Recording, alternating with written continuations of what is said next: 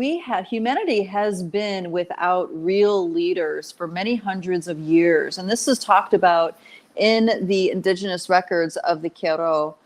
They talk about every 500 years or so, there is a Pachacuti, there is a turning of the worlds.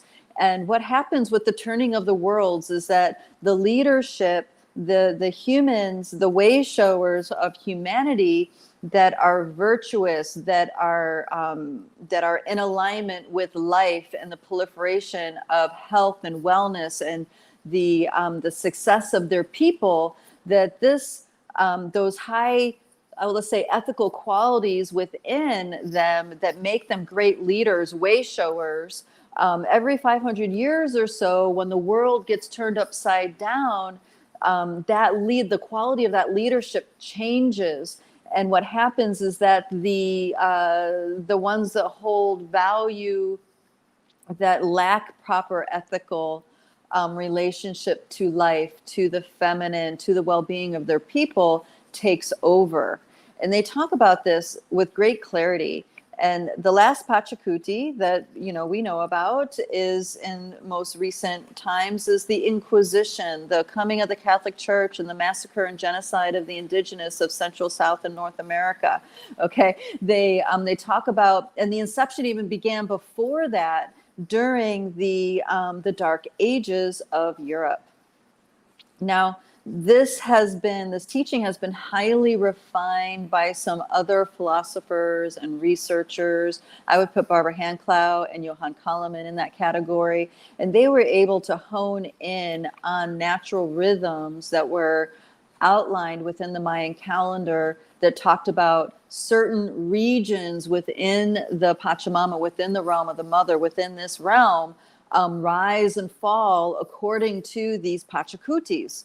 Okay, so during this last Pachacuti, when the heathens, the ones that were absent of proper moral character and all this stuff, when they were taking over, with the turning of these tides, they took advantage of killing off the ones that were in aligned with the mystical quality, the awakened mystical human beings, as in we were fully connected with the Pachamama as true, innocent, beautiful children of creation. Okay, now this isn't saying that all indigenous cultures were peaceful, because they absolutely were not. They were definitely power struggles within the communities, but I'm talking about the encodements and being in proper relationship with nature. Many of them maintained that as we were ratcheting deeper into falls of consciousness. So these falls of consciousness are propagated, propped up, and also decoded by these Pachacuti experiences. Okay, it keeps going back and forth. And according to the Kero record keepers, the times that we're in now, we are due for another Pachacuti, which means now the worlds get turned over again. And maybe this is related to the whole polar shift narrative, right? Maybe energetically, polarities shifting. So this is time again where in this time, the real leaders are going to rise, the ones that have deep integral connection with the truth of what this reality is about. So what this reality is about is not what we're taught that it is. It's not a linear reality. It's not, we are not confined and trapped by a matrix, even though we all experience that. That's not the actual deeper truth of this reality. And this is why the genocides of a lot of these indigenous cultures were happening, was because they wanted to shut the door to the truth of this reality, which is that is extremely malleable. And we can quite literally, me, you, anybody with with proper encodements, an awakened sense of being, have the ability to dream this world into being. We contribute into the creation of this reality. And it's essential for this Pachacuti, these more heathenist type takeovers. It's essential that the people get disempowered, so they are the ones that primarily have the most momentum within these dream realms. Okay, so we're in this time where it's the rise of the real leaders. And this is something that is showing in both the macro and the micro, okay? Macro and the micro. And the matrix program system is going ballistic, absolutely ballistic. And it's happening on so many levels, even beyond the US and the election cycle. It's happening on many, many levels, and within churches, within lightworker communities, within shamanic communities, within indigenous communities. It's happening on every level for humanity. And I want to talk about this, especially for those of us who have a deep integral connection with the truth inside of us, our multidimensional nature, because quite literally, we will trigger a room full of people, many of them thinking they're leaders, but they're really followers, okay? We end up triggering these false leaders, which the lightworker world has many of those. And that was revealed within the COVID crisis, right? The La Cucaracha revealed a lot of who the false leaders are and the sellout leaders, right? So there is a reveal that has been birthing forward on what a real leader looks like. And quite the turning of this leadership, the people who had dominance and respect and had all this stuff before 2020, they are really getting called on the carpet now, even silently, by our mere presence. Okay, it's by our mere presence we trigger these guys. We're not trying to trigger anybody. We're just innocently going along doing our thing. And many of us are getting put into that wayshowership leadership position, not because we are choosing it, but it's because we have this energy signature somehow is exactly what's being called forward by the spirit and the hearts of others in our community. Okay. Now I talked last week about, or was it the week before? I think it was last week, about sacred leadership and what it looks like. And it's actually not designated by the person who's in the leadership position. They get put into that position via frequency and magnetics. They are kind of in a group consensus put into a leadership position by not just the people, but also the elemental realm, the natural world, the beings of these unseen realms put us into these leadership positions. And many of us get put in that position kicking and screaming. I know this from my own personal experience. I definitely did not I really denied it for a very long time. And the more I denied it, the more out of whack I became. And then once I finally started saying yes to it, I was put into one terrifying a situation after another. And I really did not like the process at all. It still has its challenges, but I have to say that in the back end, on a soul level, it really spurs proper growth. It spurs in the growth that actually is true to destiny, to where my soul's trajectory wants to be within these chaotic times. So there is a level of payoff with it. But it's not ego driver satisfaction. If anything, our ego drivers get pushed to the brink, and we have to die many times within ourselves, let go of lots of things that we thought who we were in order to step into the frequencies that are being called forward by our community. Okay. Hello, dears. Hello, darling. So,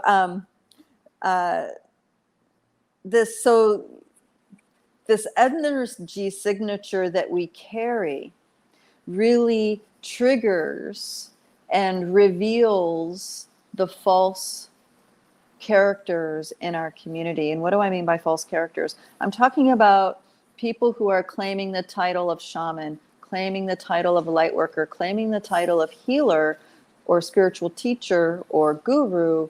They're claiming those titles, but they're not actually using the wisdom. They're not actually using the tools to crack their ego driver open. Instead, they're using it to validate their ego driver and who they think they are. And this comes from a posting that was in our Rise of the Multidimensional Human group that, a woman was calling out light workers to speak. You need to speak your truth, not be silent. And this is true. We definitely need to speak our truth. But what's going to happen, and this is part of what the subconscious resistance to speaking our truth, is that it's going to ring, it's going to resonate. unexpectedly, very deeply with people. And that's going to reveal via frequency, via intuitive senses to the empaths and light workers in the room who the false characters are. Okay? Those false characters will become extremely threatened by our presence. And in that, they're going to want, there's a jealousy or a competitiveness. They're going to want to make us small. But this is where we need to really hold the line within ourselves and just come into right relationship with that and just say, hey, I'm speaking my truth and how I feel it and how I view it. If I don't have the right to have a different opinion than you, then maybe, maybe this is not the proper community, right? And you don't have to say for who, just that maybe this isn't the proper community. Maybe it's not okay to have an opinion different than yours.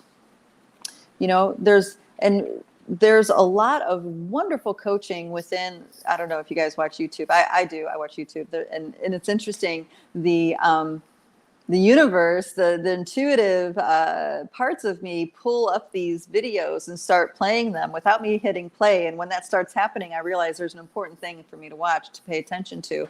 And one of the things that came forward was this video by, and I posted this also somewhere on social media, of a young Appalachian by the name of Chris Oliver singing a song called Rich Men North of Richmond. And this is just, we could call him a hillbilly, just some hillbilly that loved to play and procrastinated and sung his heart out. And it resonated with people all over the world. It wasn't even just the US, it was all over the world. And what he did, and this is about that Wayshower ship, what he did was bring something so true, so raw, so real forward, so simple, just him and his guitar, so simple, and it created a momentum. It like cracked the programming within the matrix, within the collective field. So this is how, and everybody resonated. Everybody who is a working class person that's gone through what he's gone through. And this is not just the US, this is all through Europe, through India, through, Pakistan. There's countries in Africa. I mean, gosh, I saw commentary from all over the world, all different cultures, listening to the song and getting touched to the point of tears. So it's like he cracked the polarity. He cracked the polarity, and that, he didn't intend for it to happen, but that catapulted him into a leadership position as a wayshower. Okay? He is showing the way, not because he thinks he's all that. He's showing the way with his truth. He's showing the way with his heart, with his vulnerability. And this is how us light workers, that's the kind of responsibility we're given. We're not happy unless we're have the ability to be in our authentic truth. We're not really happy. Okay, we may make a lot of lemonade out of the lemons in our lives, but we're not truly comfortable and content and happy in a community unless we can truly just be ourselves, right? And in this way, the strength of the connection we have within ourselves hits a resonance so deeply that we end up getting put into that wayshowership position, put into that leadership position. And that is revealing the charlatans. That's revealing the fakes. Not because we're trying to reveal the fakes, but it just shows the juxtaposition between the frequencies are so obvious. So obvious. It's undeniable to the other starseeds in the room. Okay? So this is happening on a micro level, and it's happening on a macro level. And us starseeds, wayshowers, light workers, people who claim that role, we have a much higher bar of responsibility to our community. Whether it's the community that we love and feel comfortable in, or if it's our greater community at large, which means it is not okay to love to hate. The only reason why we would have any pleasure out of loving, hating on somebody is because we are buying into a matrix program of division in some way. Okay, that goes for Trump haters, that goes for Biden haters, that goes for JFK haters, Republican haters, liberal haters, conservative haters, whatever direction. Okay, that is a matrix program meant to divide. And that is not true to our frequency. Our frequency does like what the Oliver Anthony song does. It reveals the unification within us all. It talks to the spirit that is the truth within us all. It speaks truth on such a deep level. All of us, regardless of culture, regardless of race, creed, color, political affiliation, we all feel the truth of it in our hearts. That is what light workers are meant to do. That's what us starseeds are meant to do. This is how we are meant to impact. We unify it within ourselves, we unify it within our macro community, and then the larger community the community at large. I'm sorry, I'm saying that backwards. Okay, so I'm challenging all of you to really step up and step out of the love to hate game. Get the heck out of these programs. They are wasting your life force energy in a direction that just feeds more of the problem, feeds more of the program.